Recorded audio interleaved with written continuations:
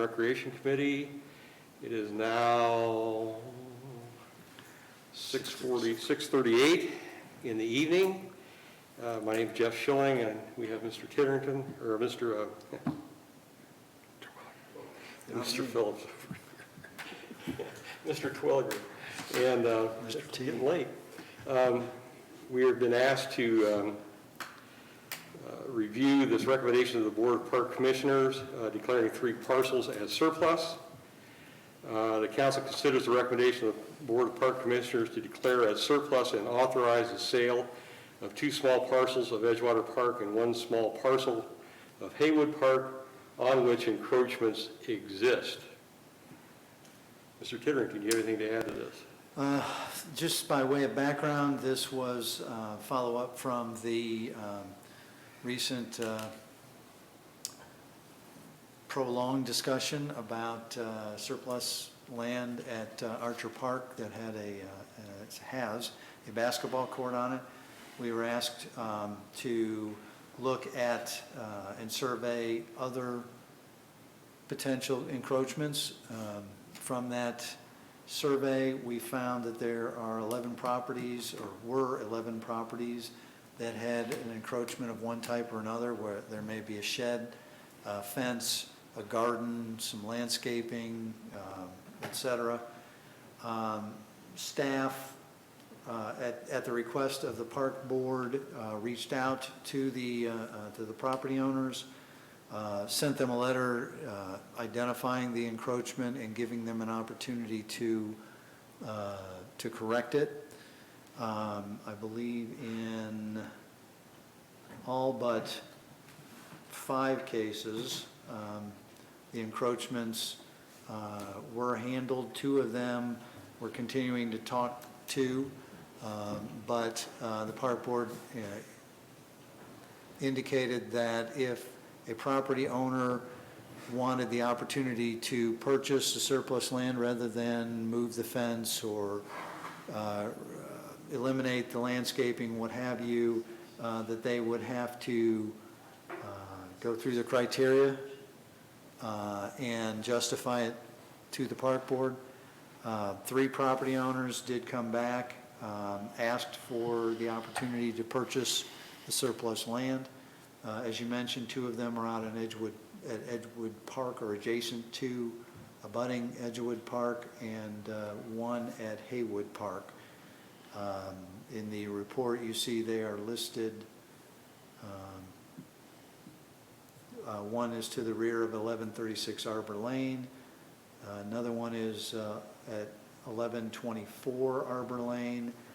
Those are Edgewater Park adjacent, and then the Haywood Park is a 14-foot strip on the west side of 1025 McKeag Avenue. Park Board does recommend that the council consider declaring them surplus, and then we would start our process and put them out to bid if you concur. Okay. Now I have a question on the one at 136 Arbor Lane, and reading the letter that was sent in to Mr. Davis. They list 2 things here in their letter, and the first paragraph essentially says, since the encroachments are not currently interfering with any activities or development by the city of Troy, we respectfully request to leave the specified items in place. It said that, going back to what the city told them on July 13th, they felt that this might be an option for them. And they said, obviously, if that is not an option, then we would be interested in buying the property. So what you're telling me is that the first paragraph there, that the city has considered that not an option, and that the best resolve of this thing is to sell the property. Correct. Well, whether the best option was to sell the property, that was up to the park board. It was not an acceptable option, though, to ignore it for the time being. Right. Well, they obviously said that they didn't. They went on to say that if a future park activity by the city of Troy, or when we decide to sell the property, they would remove these items. So if it was needed by the park, they would move the items, or if they sell the property. So it's not like they're asking you to I mean, they've taken under advisement that they are having encroachment here. We told them that we did not like the first option. Okay, got it. Okay, any other questions? None here. No, I think these is very reasonable things to do here. Okay, we want to proceed then and offer Proceed these, forward? move forward with this then? Okay. Yes, Is that right? yes. Okay. Okay. And the second thing we have here, let's go back to the, I gotta get to the right letter, hold on just a minute.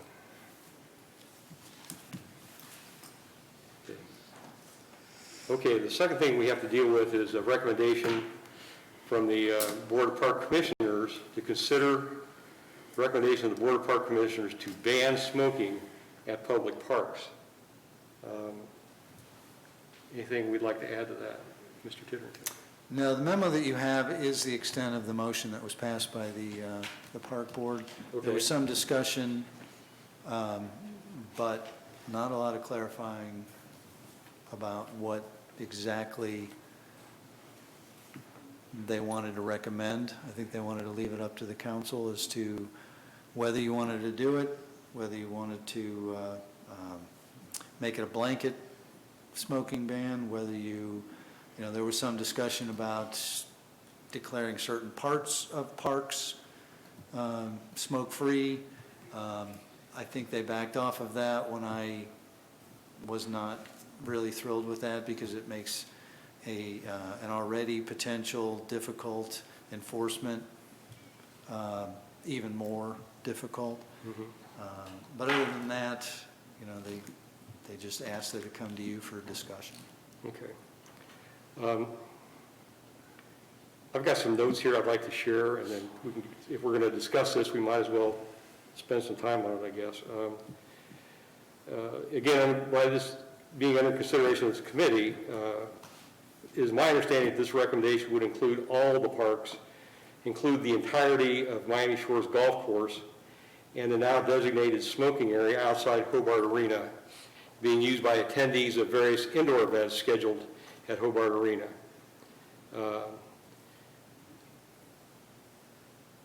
There's obviously no smoking allowed at Hobart Arena, but they do allow people to go outside in a designated area, is that correct? That's correct. Okay.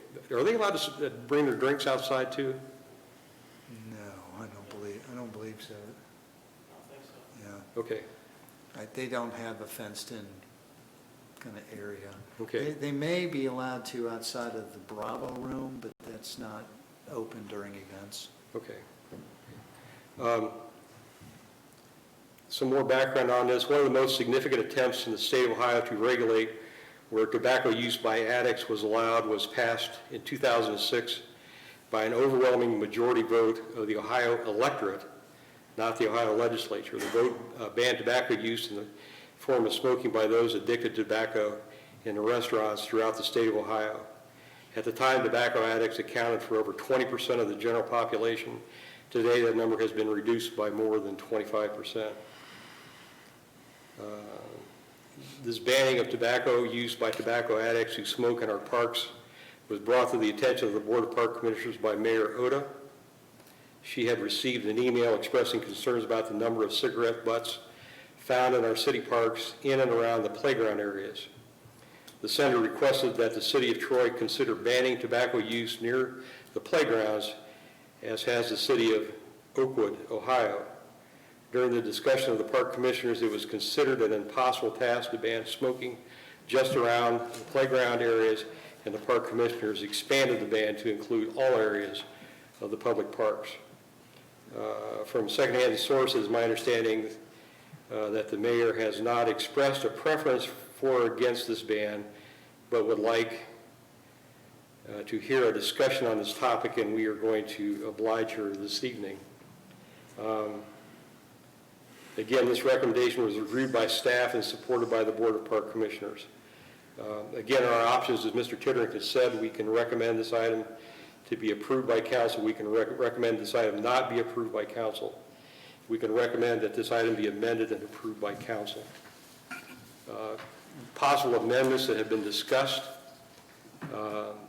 allow tobacco usage in non-restricted areas of Miami Shores Golf Course.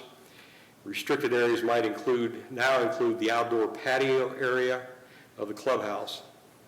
Some are under the impression that the restaurant owners, like the City of Troy, who provide patio seating for patrons, must allow smoking on the patio. This is not correct. The only restrictions on patio smoking passed in 2006 concern the definition of the physical patio. Smoking on restaurant patios was classified as unrestricted by the state. Thus, it was left up to the restaurant owners to decide if smoking on a patio is permitted or not.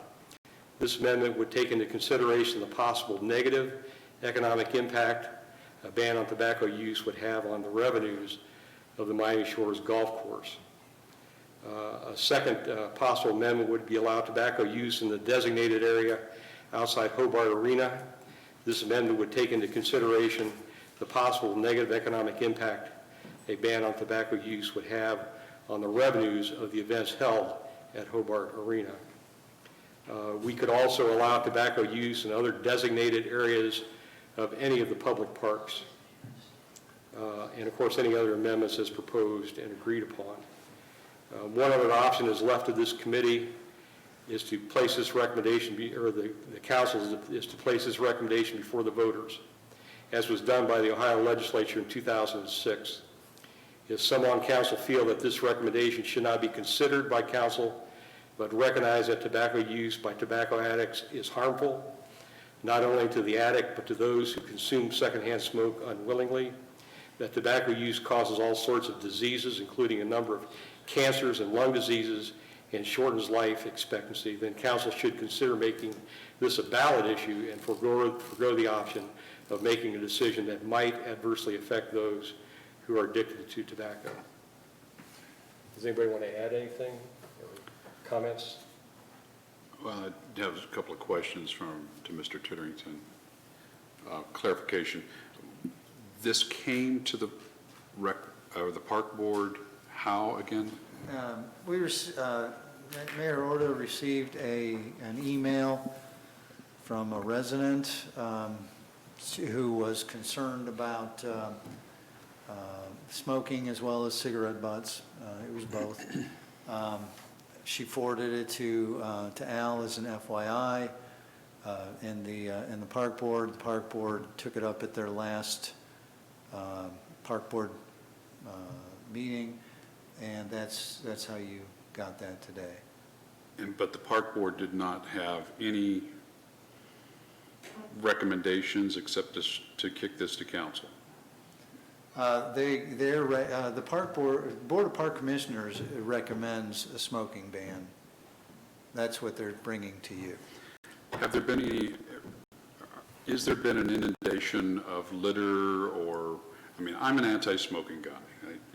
That's just my stance, period. But then again, we get into slippery slope of rights and stuff. But, so has there been litter, really a problem? Has there, any identifiable problems that have been reported by Mr. Drake and his crew? Or not that we're aware of. We probably have more smoking butt issues, litter issues in front of the restaurants downtown and on the sidewalks. Right.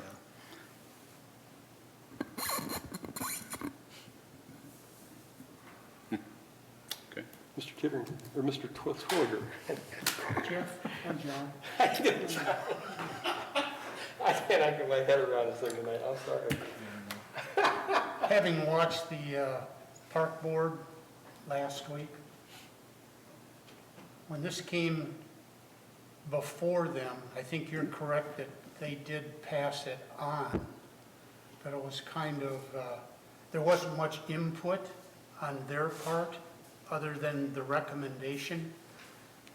To me, and I'm very much like Bobby in the fact that I'm not a big fan of tobacco use in a variety of different forms, but if this person who recommended felt strongly enough about it, I would like to have seen them glean this down Are we talking about snuff, snus, chewing tobacco, vaping, cigars, pipes? Just to open-ended say smoking, and then say, council, this is our cause, now you fix it for us. I'm not certain I like that.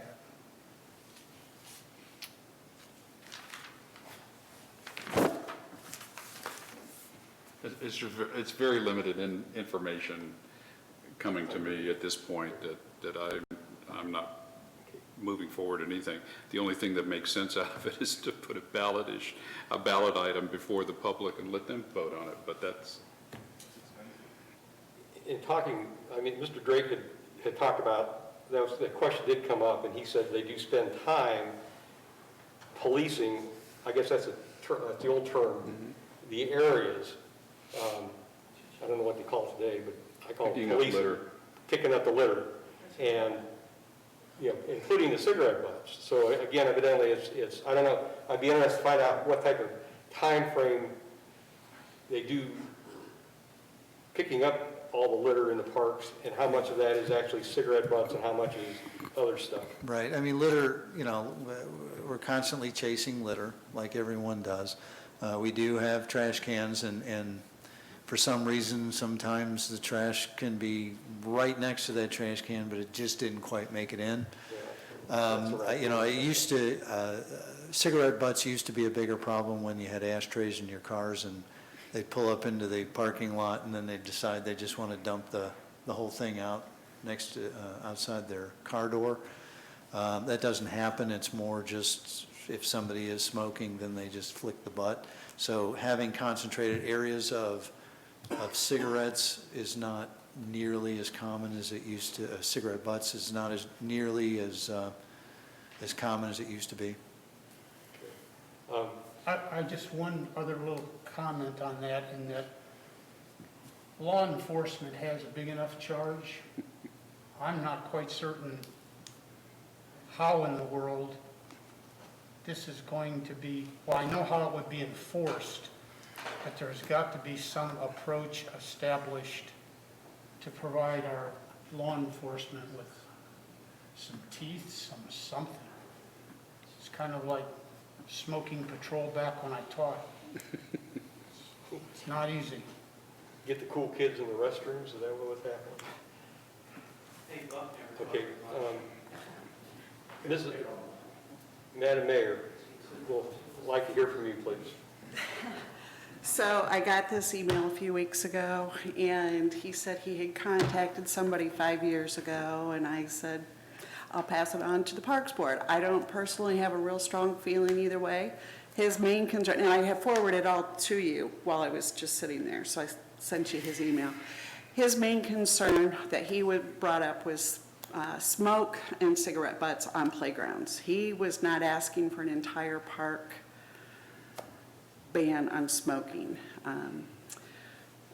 And I honestly just am welcoming the discussion. I'm not looking for an immediate or a quick answer from you guys or from council. It's there for discussion that could be discussed as much as possible. My personal feeling is if people would just be courteous and do what they should do and throw their cigarette butts away and not blow smoke on other people, we wouldn't even have to have this discussion. So I would ask people in the community just to be considerate of each other. And wherever this discussion goes is fine with me. Anything else? Yes. What was his definition of playground?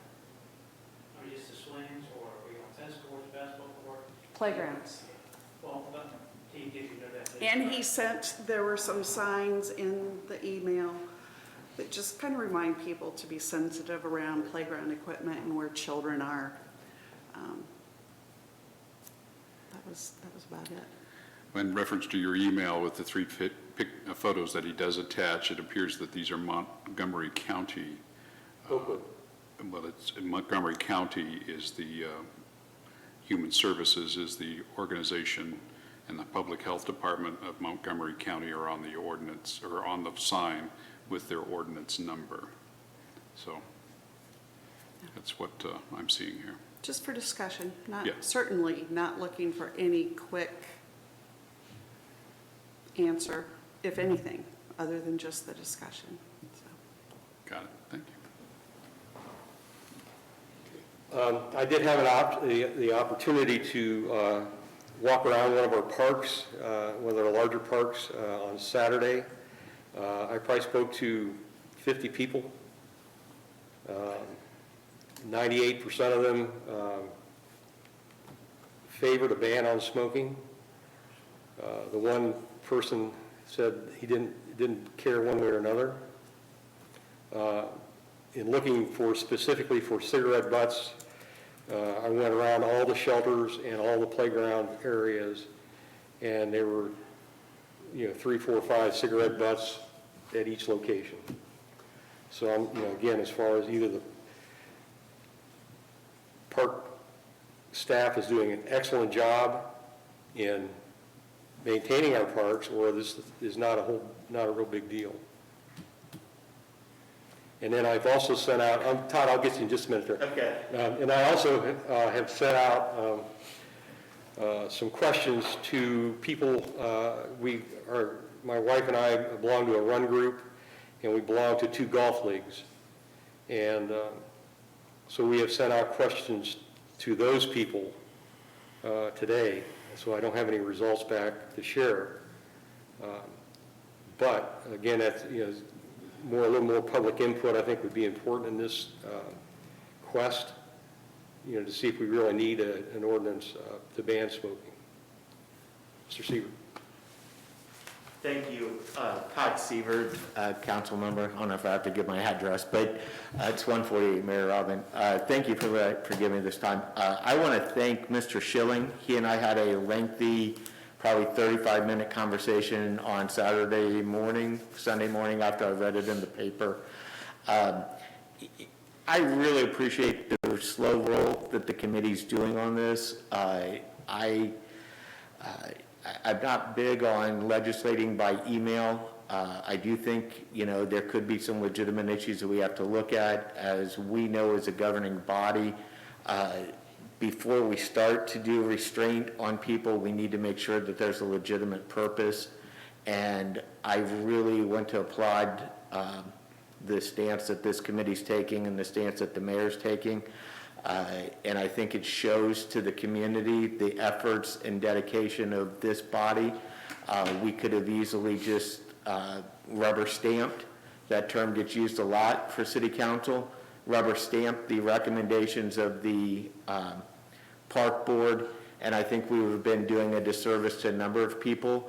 I don't think that there was a lot of in-depth analysis that went into that initial recommendation, such as the golf course, Hobart Arena, alternate sites, and ultimately how much of a problem really exists, which is really what I'm hearing from this committee. So I just wanted to take this opportunity to thank the committee for not, for giving it the time that this issue deserves. So thank you, Mr. Schilling, Mr. Phillips, and Mr. Tuliger for that. And Mrs. Oda.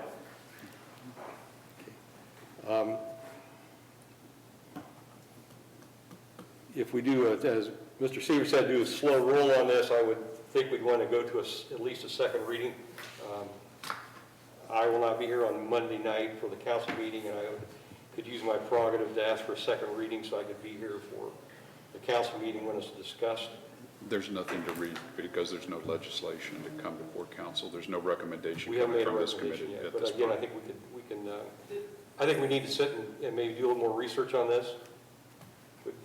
Mr. Rozelle. Make the park board do it. They're recommending it to you, make the park board do that. Make the park board do that.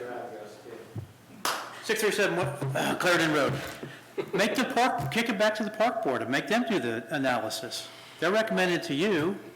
Why should you guys have to do the analysis on their recommendation? And clarification. Yeah, I mean, apparently from what you guys have said, there wasn't a whole lot of input from their point other than kick it to you. I mean, Okay, let me ask you, while this is discussed, what type from the committee, what type of clarification would you like to receive from the park board? The definition of what they are talking about in regards to tobacco, what does that encompass? Locations, Tobacco, penalties? definition of playground, definition of where they want it, where they don't. I think it's crazy that you're going to say you can smoke in this part of the park and not this part of the park, because that's a enforcement nightmare. Well, that's exactly right. The park board decided that they wanted to ban smoking in the parks total. So that would include the boundaries of there'd be no smoking in the boundaries of the parks. Do we have a lot of people smoking in the park? We have 14% of the population smokes. Do they all visit the park? I would guess that 14% of the people that visit the park smoke. Okay. See, that's my problem. I don't mean to interrupt, but that's your problem with the whole issue is we don't know that. I mean. That's right. Is a park used by a different segment of society more often that smokes more frequently? Are we going to intrude upon? There's just a lot of issues here. I don't care whether you kick it back to park board or us, but Okay. I just don't think we can go forward on that right now. Can you park it, can you smoke at the pool? Patrick? Outside. Yeah, outside of the property. Outside the but not- fence? not- Yeah, I don't believe in, Okay. I don't believe in that. I think the park board does need to provide more clarification, and they've got to do the investigation on what they're talking about here. They've got to get the public input and anybody else's input. It's incumbent upon them of how they want their properties to be operated, the rules they want their property to be operated under. So they need to take this ball and run with it. This is not something that we need to be dealing with at this point from my point of view. I would make a motion that this be denied at this time, to be moved back to the park board for clarification of terms, directions, definitions. I'd concur with that and second it if it's needed, but if it's just a recommendation to come from this committee, then that's all that may be needed to I conduct think that's a it. good recommendation. I think we could do that. And then give us a little more clarification on what they're, as, you know, the things that we've already discussed, tobacco use. Do we want to make exceptions for certain areas of the parks, like say Miami Shores and the smoking area at Hobart Arena, or, you know, I guess we'd look to see even more of a plan.